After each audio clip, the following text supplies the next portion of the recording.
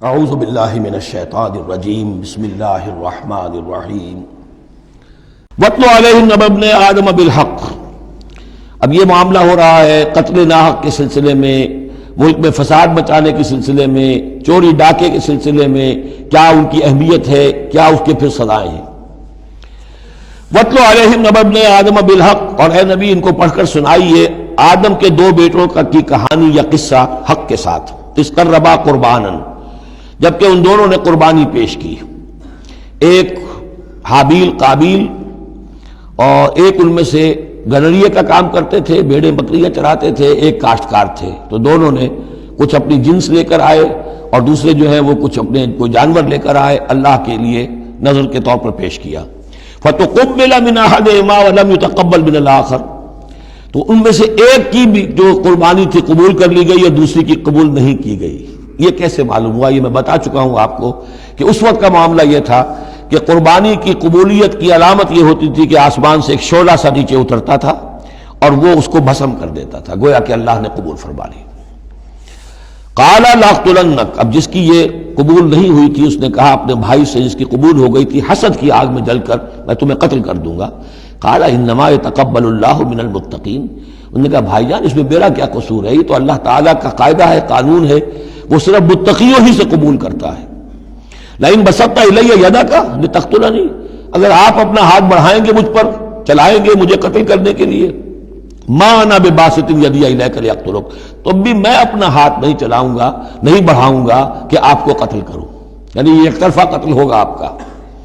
انی اخاف اللہ رب العالمین، مجھے تو اللہ کا خوف ہے جو تمام جہانوں کا پروردگار ہے۔ انی ارید ان تبوء باسمی واسمک، اور پھر میں چاہتا ہوں کہ اگر آپ مجھے قتل کر ہی دیں، اس انتہا تک پہنچ ہی جائیں، تو آپ اپنے گناہ کا بھی بوجھ اپنے سر لیں، میرے گناہ کا بھی بوجھ لیں۔ جو ناحق مقتول ہے اس کے تو گویا کہ تمام گناہ اس قاتل نے اپنے سر پر لے لیے، تو میرے تو گھاٹے کا سودا نہیں ہے۔ What do I stand to lose؟ آخر میری کوئی خطائیں ہیں، میری کوئی غلطیاں ہیں، کوئی گناہ میں نے کیے ہوں گے، اگر آپ ناحق مجھے قتل کریں گے تو میرے ان تمام گناہوں کا وبال آپ کے سر آ جائے گا، تو میرے تو کوئی نقصان والی بات نہیں۔ انی ارید ان تبوء باسمی واسمک فتکون من اصحاب النار، اور یہ ہوگی سخت ترین سزا میری طرف سے آپ کو کہ پھر آپ ہو جائیں گے جہنمی، وذالک جزاء الظالمین، اور یہی بدلہ ہے ظالموں کا۔ فطوعت لہ نفسہ قتل اخیہ، اب اس کے نفس نے آمادہ کر ہی لیا اسے اپنے بھائی کے قتل پر، یعنی ان الفاظ میں بٹوین دی لائنز یوں سمجھیے کہ ہے اس کے اندر بھی وہ تو رہتا ہے نا حق اور باطل کی ایک کشاکش اور نیکی اور بدی کا غلبہ، قتل کروں یا نہ کروں، آخر بھائی کی باتیں بھی آئی ہیں، وہ دل نشین ہے، لیکن یہ کہ نفس جو ہے اس وقت اس کے اندر جو بھی شیطنت گھسی ہوئی تھی، اس نفس نے اسے آمادہ کر ہی لیا اپنے بھائی کو قتل کرنے پر، فقتلہ، تو اس نے انہیں قتل کر دیا، فاصبح من الخاسرین، ہو گیا تباہ ہو جانے والوں میں۔ فبعث اللہ غرابا یبحث فی الارض، یہ پہلا خون ہے جو نسل آدم میں ہوا ہے، تو اللہ تعالیٰ نے کوے کو بھیجا، وہ زمین کو کرید رہا تھا۔ اب اسے قابیل کو یہ سمجھ میں نہیں آ رہا تھا کہ میں کیا کروں، اب یہ لاش جو ہے بھائی کی اس کو کیسے ڈسپوز آف کروں، تو اللہ تعالیٰ نے ایک کوے کو بھیج دیا، وہ زمین میں جیسے آپ کو معلوم ہے چونچے مارتا ہے، اس میں سے کچھ دانے نکالتا ہے، وہ دیکھا یبحث فی الارض لیریہ، تاکہ اللہ اسے دکھا دے کیف یواری سوءۃ اخی، کہ اپنے بھائی کی لاش کو کیسے چھپائے۔ قال یا ویلتی عجزت ان اکون مثل ھذا الغراب، اس نے کہا ہائے میری شامت، میرے اندر اس کوے جیسی بھی عقل نہ تھی، نہ ہوا میں اس کوے جیسا بھی کہ مجھے یہ بات خود سوچ جاتی، فاواری سوءۃ اخی، اور میں اپنے بھائی کی لاش کو چھپا دیتا، فاصبح من النادمین من اجل ذلک، اس چیز پر اس کے اندر بڑی شدید ندامت پیدا ہو گئی۔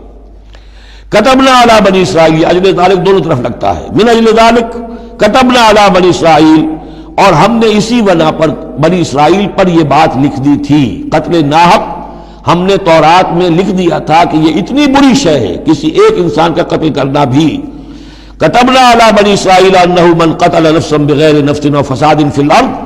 اگر کسی نے کسی انسان کو قتل کیا بغیر کسی قتل کے قصاص میں، بغیر نفس، ہاں کسی نے قتل کیا، قتل کے جواب میں قتل کیا جائے تو یہ قتل ناحق نہیں ہے، یہ تو پھر قصاص کا قتل ہے۔ اور فساد فی الارض، یا کوئی شخص زمین میں فساد مچا رہا ہے اس میں اس کو قتل کیا جائے، یعنی کوئی قصوروار ہے، مجرم ہے، اس کو سزا دینے میں قتل کیا جائے تو بات اور ہے، کسی بے قصور انسان کو اگر قتل کر دیا گیا فَكَأَنَّمَا قَتَلَ النَّاسَ جَمِيعًا، تو یہ ایسے ہے جیسے کہ اس نے تمام انسانوں کو قتل کر دیا، پوری نوع انسانی کو۔ کیوں؟ کہ تمدن کی جڑ کٹ گئی۔ احترام جان، احترام مال، یہ بنیاد ہے تمدن کی۔ وَمَنْ أَحْيَاهَا، اور جس نے ایک انسان کی جان بچا لی فَكَأَنَّمَا أَحْيَا النَّاسَ جَمِيعًا، تو گویا کہ اس نے پوری نوع انسانی کو بچا لیا۔